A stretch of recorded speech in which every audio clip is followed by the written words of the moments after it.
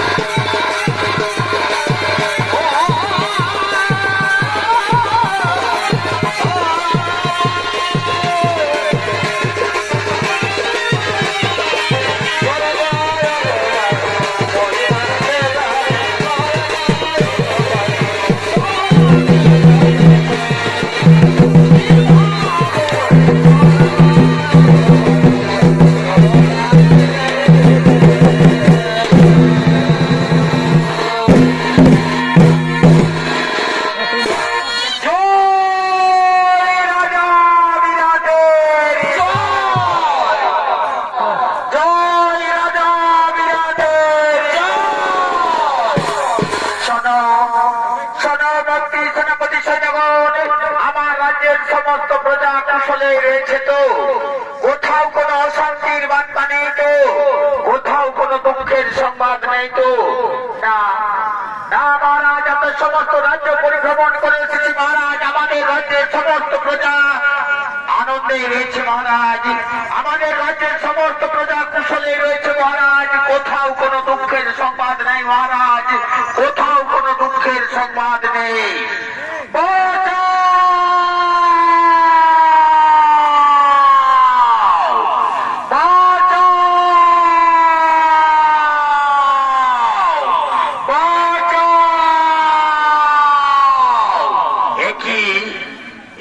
মন্ত্রী সেনাপতি সৈন্যগণ, তোমরা এখনই বললে আমার রাজ্যের সমস্ত প্রজা কুশলে রয়েছে, তুমি কোথা থেকে বেঁচে এলে? এই নারী কণ্ঠস্বর বাঁচাও বাঁচাও রবে চিৎকার করে করে ডাকছে। কে সেই নারী? কিনা বিপদে পড়েছে সেই নারী? আমি যাবো তার কাছে। আমার কাছে কোনোদিন কোনো প্রজা অসুখী হয়নি। কিনা বিপদে পড়েছে সেই নারী? বাঁচাও।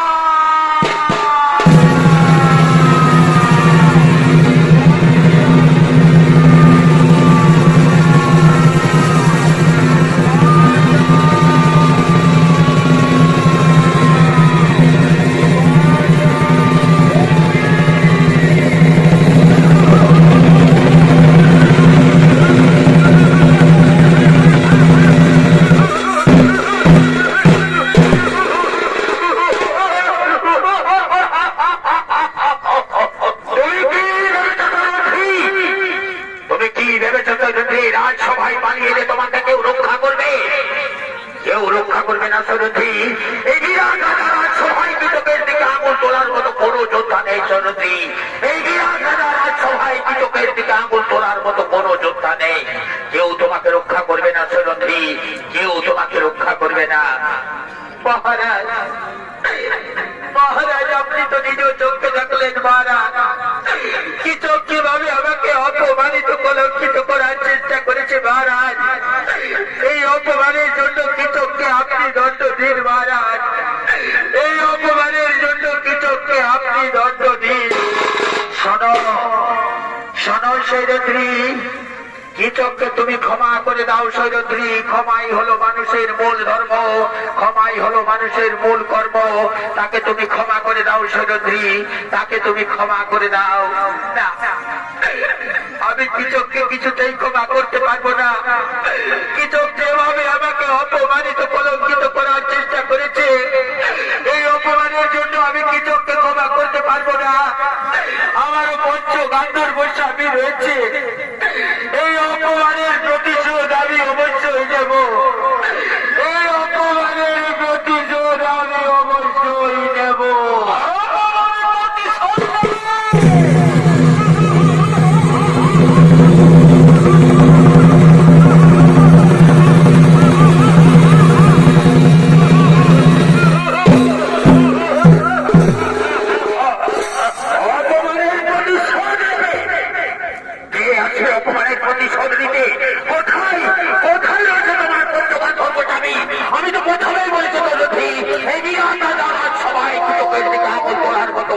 কোন যোদ্ধা নেই সরন্ধ্রী, এই বিরাট রাজার সবাই কৃতজ্ঞের দিকে আগুন তোলার মতো কোন যোদ্ধা নেই। শোনো শোনো সরন্ধ্রী, আজ আমি এই সভা মাঠ থেকে খালি হাতেই ফিরে গেলাম সরন্ধ্রী। আমার মনে যখন ধরেছে তখন এক না একদিন আমি তোমাকে নিশ্চয়ই আপন করে পাবো সরন্ধ্রী।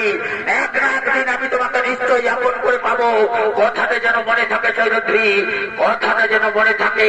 আজ আমি এই সভা মাঠ থেকে খালি হাতেই ফিরে গেলাম সরন্ধ্রী, কথাটা যেন মনে থাকে। মহারাজ, এখনো কি আপনি চুপ করে থাকবেন মহারাজ? এত অপমানের পরেও কি আপনি চুপ করে থাকবেন?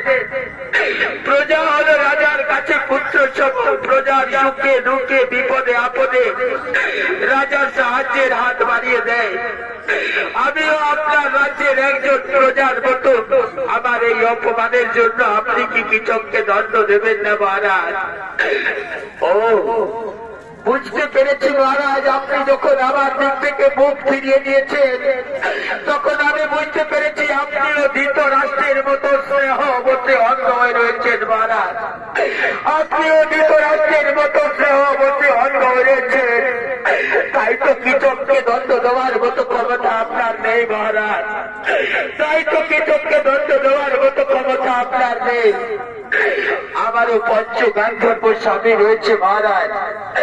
আমি ওই সভা মাঝে প্রতিজ্ঞা করে যাচ্ছি মহারাজ, সাক্ষী থাকো চন্দ্র সূর্য, সাক্ষী থাকো ৩৩ কোটি দেবতা, এই সভা মাঝে আমি প্রতিজ্ঞা করে গেলাম, আগামীকালের সূর্য উদয় হয় কৃষক দেখবে, নতুবা আমি দেখবো মহারাজ। আগামীকালের সূর্য উদয় হয় কৃষক দেখবে, নতুবা আমি দেখবো মহারাজ। আগামীকালের সূর্য উদয় হয় কৃষক দেখবে, নতুবা আমি দেখবো মহারাজ।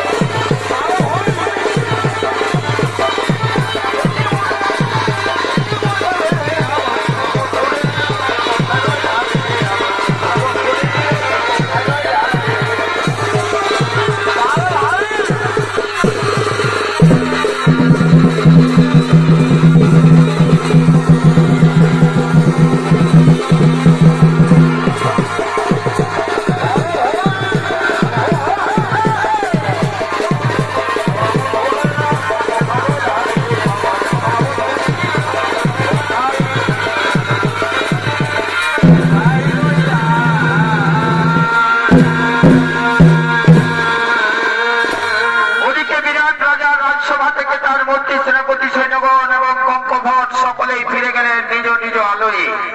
আর বিরাট রাজা রাজসভায় দ্বিতীয় পাণ্ডব ভীমসেন বল্লভ নাম ধারণ করে রন্ধন কাজে নিযুক্ত ছিল। সেই ভীমসেন